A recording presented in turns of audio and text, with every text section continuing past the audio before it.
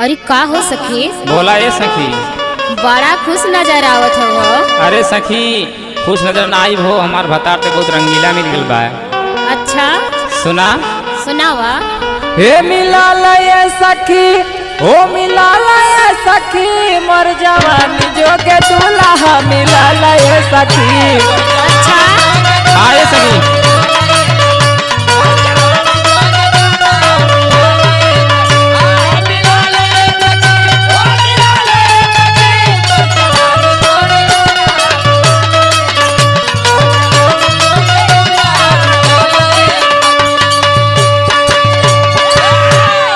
सुना ये सखी। बोला ये सखी। अरे रात भर मजा देला पंजरा बोलाई के,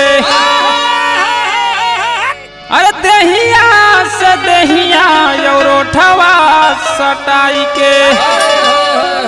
अरे रात भर मजा देला पंजरा बोलाई के, अरे देहिया से देहिया योरोठवा सटाई के। अरे छुए जब बदनिया उठल लहराए सखी, मोर जवानी जोगे दूल्हा मिला लय सखी।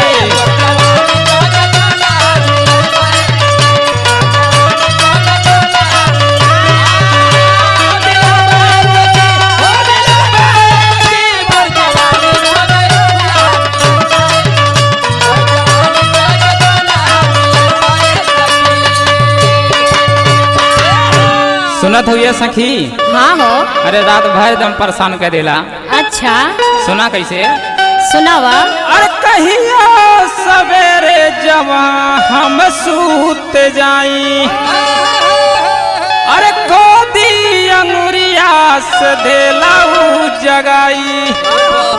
अरे कहियो सवेरे जब हम सूत जाई, अरे खोदी अंगुरिया से देला जगाई।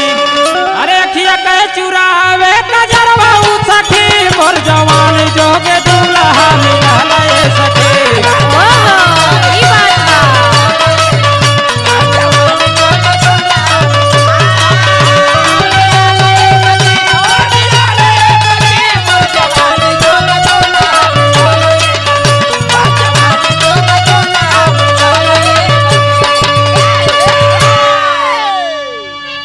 और आगे सुनाइए सखी का करे ने?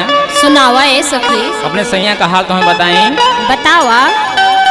अरे सैया अंगद के हाल का बताई, अरे सब ही के छोड़ी उनसे नहीं लगाई।